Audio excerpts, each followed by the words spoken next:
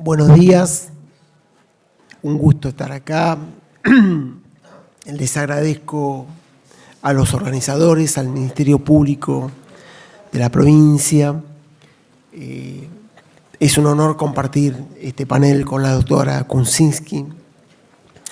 Y querría decir, para comenzar a hablar de este tema, que no obstante el título pomposo de la Fiscalía en lo contencioso, civil y comercial, en materia federal siempre, nuestra competencia está limitada, trabajamos con los juzgados contenciosos, o sea, nuestra competencia es contencioso-administrativa federal. Y nuestro rol, entonces, se podría dividir en cuestiones procesales y en cuestiones sustanciales. Por cierto que presidiendo todo ello vamos a encontrar a la Constitución, que nos dice en su artículo 120 que tenemos como misión defender los intereses generales de la sociedad y los intereses de la legalidad, ¿no? Esta nota central del Estado de Derecho, este principio de juridicidad, informa, ilumina todo el obrar de la Fiscalía y del Ministerio Público. Pero yendo en concreto a los temas que nos ocupan, decía que hay una primera divisoria de aguas entre temas procesales y temas sustanciales. Aludiendo a los primeros. Bueno, nosotros tenemos intervención, nos preguntan los jueces inicialmente si son o no competentes. La primera cuestión es la de la competencia. Esta es una cuestión muy importante desde el punto de vista, no de lo que tiene que ver con el avance de la causa en cuanto al fondo, pero sí es importante para el litigante, porque cuando no se comparte que el fuero contencioso sea el competente, y este dictamen, esta opinión es acordada por el juez, entonces comienza un diálogo, podríamos decir, entre el juez que se cree incompetente y el juez al cual considera competente, que puede o no, a su vez, entenderlo así. Con lo cual, la cuestión de fondo, la resolución de fondo, se dilata. A veces se dilata mucho tiempo y a veces incluso llega a la Corte, ¿no? Esta cuestión de competencia, sin ningún avance, reitero, en lo relativo al tema de fondo. Entonces, es muy importante plantear adecuadamente por los litigantes, me refiero fundamentalmente por quien acciona, esta cuestión de la competencia, y es muy importante lo que diga el fiscal. Nuestra pauta en este orden de ideas es, bueno, pensar un poquito, siguiendo la jurisprudencia de la Corte, cuál es la cuestión, cuál es la norma de fondo que regula la cuestión que se va a decidir, porque para ello se crearon los fueros especializados, o sea, el juez civil conoce fundamentalmente y ha dado concurso y ha ganado el concurso en materia civil y así sucesivamente. Bueno, esta formación especializada es la que determina entonces el fuero competente y a veces esto no es pacífico porque, bueno, vamos a encontrar situaciones donde claramente es competente el fuero contencioso en nuestro caso y otras en las que no, sobre todo se suscitan muchas cuestiones con otros fueros vinculados con el derecho público, como puede ser el fuero de la seguridad social, por poner un ejemplo. También tenemos una intervención en el contencioso muy marcada, muy propia, que es la atinente a la habilitación de la instancia. Sabemos que no se cuenta en la órbita federal con un código contencioso, pero no obstante ello, el título cuarto de la Ley de Procedimientos Administrativos, la ley nacional, la ley, es un decreto de ley en su origen, el decreto de ley 19.549/72, en su título cuarto es como que planifica el ingreso a la esfera del fuero federal, ¿no? Vendría a ser un título primero de un inexistente Código Procesal Contencioso Administrativo Federal. Y allí está regulado cómo se ha de agotar la instancia en la órbita federal. Esto es motivo de pregunta por el juez y motivo de opinión por el fiscal. ¿Está habilitada o no la instancia? Recordemos que nuestro sistema de división de poderes indica que si el poder administrador no se ha expedido, entonces el caso no está maduro, el caso todavía no está maduro. Consecuentemente, el juez no puede entender, no puede intervenir. Este es el espíritu, es la idea que corona la habilitación de la instancia, ¿no? O sea, va a haber habilitación de la instancia, va a haber intervención del foro judicial en la medida en que se haya agotado la vía administrativa. Y en este afán ha de ser controlado que la acción sea interpuesta dentro de breves plazos de caducidad que fija el artículo 25 de la Ley de Procedimientos Administrativos, 90 días para las acciones o 60 días para los recursos judiciales directos. Y también se va a verificar que se haya agotado a través de la vía recursiva o de la vía reclamatoria la instancia administrativa. Y como tercer punto, bueno, que la persona que acciona se encuentre legitimada para hacerlo, ¿no? Estas cuestiones, este control de la acción, es un control que tiene que ver con la habilitación de la instancia y muchas veces obliga al Ministerio Público a ingresar en el procedimiento administrativo, ¿no? Este diálogo entre el procedimiento y el proceso me interesaría destacarlo.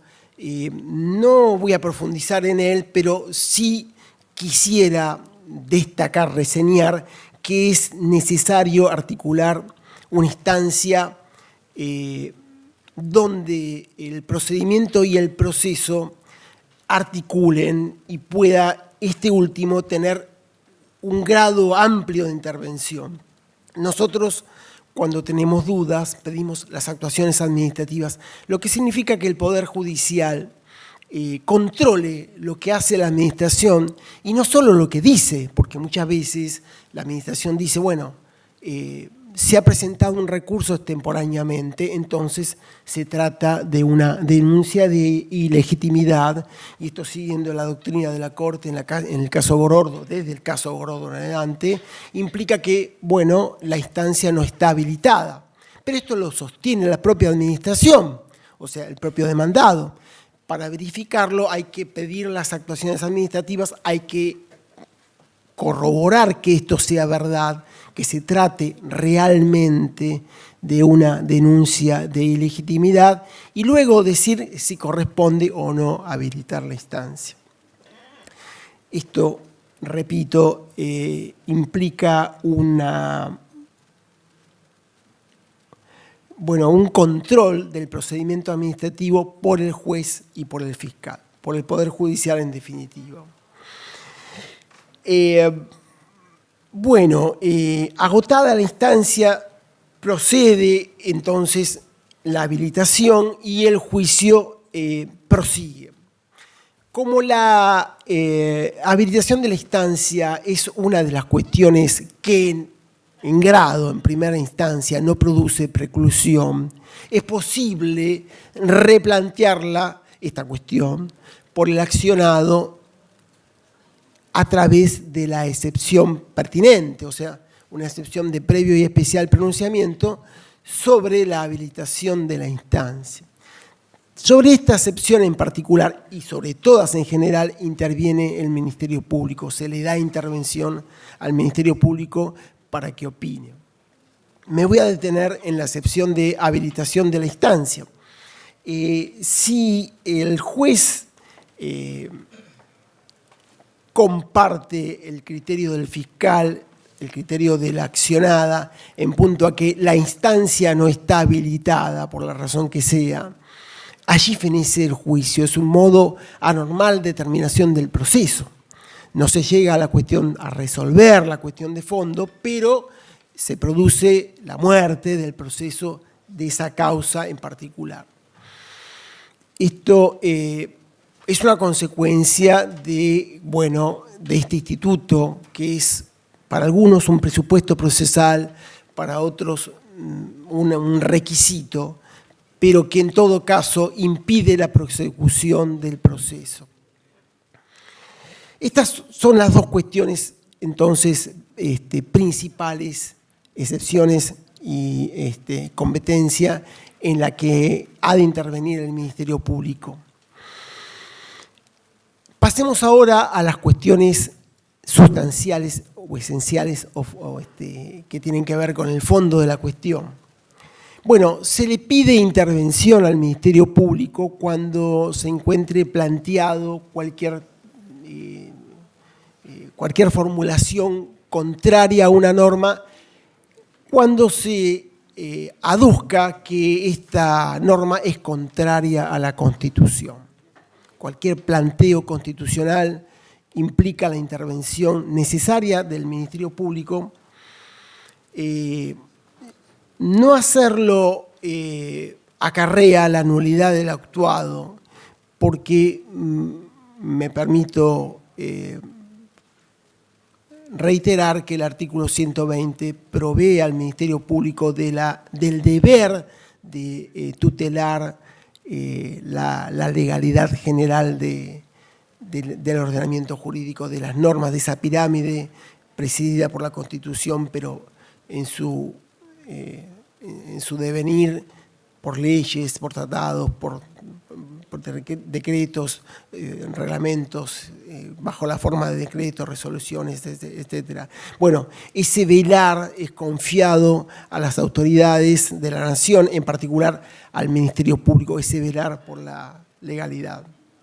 Entonces, todo planteo constitucional es resuelto previa intervención del Ministerio Público.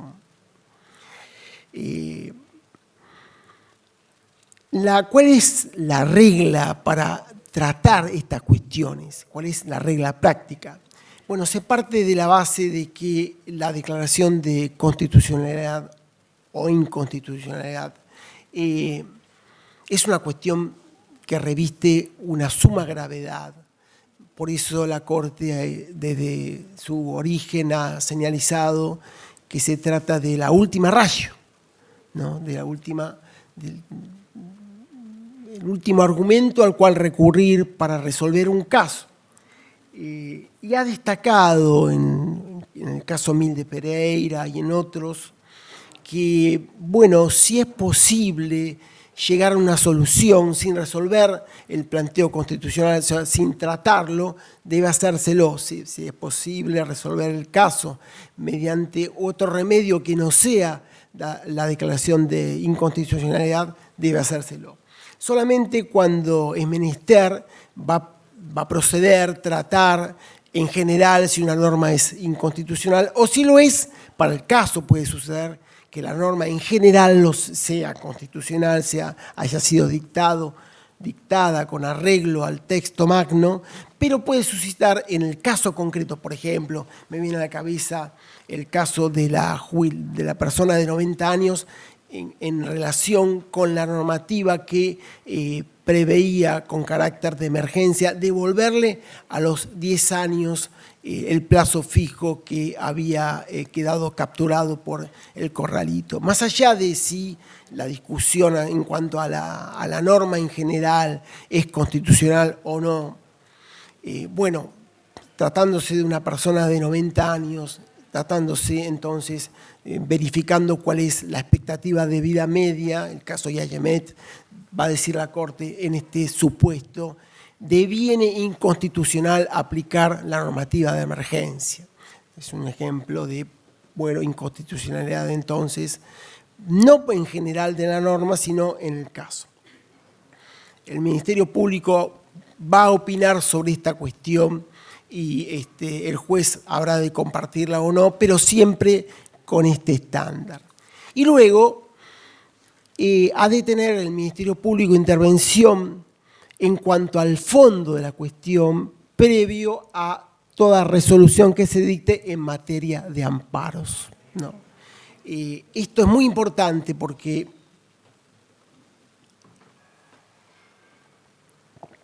los temas centrales tramitan por la vía del amparo.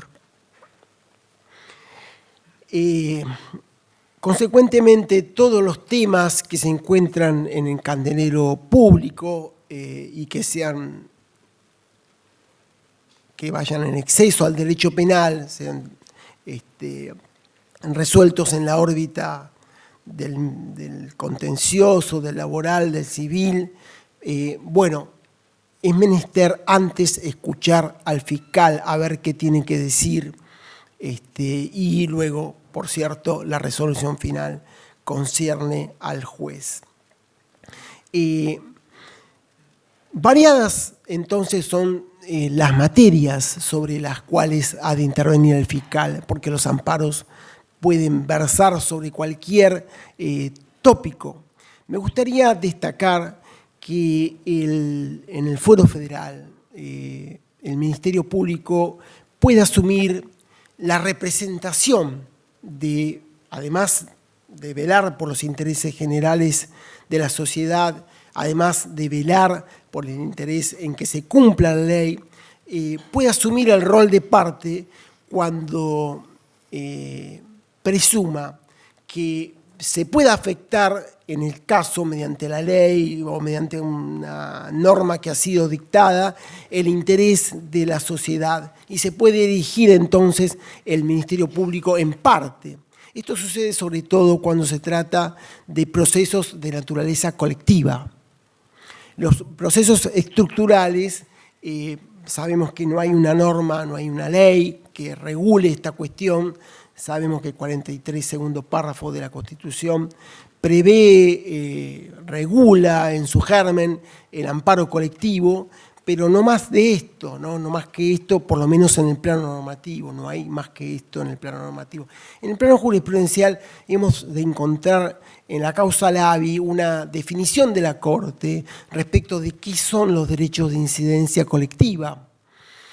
Esta distinción que realiza el máximo tribunal entre los derechos subjetivos típicos y los derechos de incidencia colectiva, bifurcando esta categoría en derechos que inciden sobre un bien indivisible, como puede ser el medio ambiente, el patrimonio cultural histórico, y intereses generales homogéneos, como puede ser el de los usuarios o el de los consumidores. Bueno, en estos casos se pregunta al Ministerio Público cuál va a ser su rol y cuál va a ser su intervención. Muchas veces estos procesos tramitan por la vía del amparo colectivo y muchas veces el Ministerio Público asume el rol entonces de parte. Ya no vela porque el proceso se desenvuelva conforme a las leyes y conforme a las normas procesales que han de gobernar la cuestión del caso. En este punto hay varios procesos en los cuales se ha asumido un rol activo, un rol de parte, como puede ser lo atinente en materia ambiental a los agrotóxicos, ¿no? En este momento, la causa Jiménez, en la cual la Fiscalía que me toca presidir es parte, ha llegado a la Corte y se ha planteado que, bueno, la fumigación, para no ser nociva para la salud, se haga con ciertos recaudos, se haga a cierta distancia de poblados, de escuelas, de pozos de agua, de lugares que puedan entonces ser o tener incidencia sobre la persona física. Sobre todo hay muchos casos muy tristes en los cuales se ha elevado exponencialmente el resultado o la presencia de cáncer en personas lindantes a campos que son fumigados a través de una fumigación aérea, como puede ser el caso en el cual, sin puntualizar, sin ir al caso concreto, podemos decir que la fumigación aérea y su derrame, su deriva de más del 30%, recae sobre la población lindante y puede ser la causa de un crecimiento, reitero, geométrico del aumento de ciertas enfermedades, algunas de ellas mortales, como puede ser el cáncer. Esto, a nuestro juicio, constituye un presupuesto mínimo en materia ambiental y debe ser atendido entonces por las autoridades de la nación. Este tema se encuentra en este momento, entre otros, bueno, en la que asumimos el rol de parte en la Corte. Bueno, veo que estoy agotando el tiempo, no quisiera exceder en mi charla, pero en definitiva, para cerrar, entonces, me parece que el Ministerio Público tiene mucho para decir en la órbita penal y en la órbita no penal. El mandato del artículo 120 no discrimina. El mandato en cuanto al cumplir, a cuidar los intereses generales de la sociedad y cuidar la legalidad, no discrimina entre fiscales penales y fiscales ajenos al fuero penal. Me parece que tenemos mucho para decir coordinadamente, mucho para estudiar, mucho para investigar y mucho para defender en cuanto a nuestro rol como fiscales no penales. En lo que a nosotros concierne, tenemos en claro, nos parece, que lo contencioso administrativo, y también en lo contencioso administrativo tenemos cosas para decir y las hemos de decir, las estamos diciendo y las hemos dicho. Los gobiernos pasan, pero los funcionarios y su deber de cumplir con el mandato constitucional persiste. Nada más, muchas gracias por su presencia.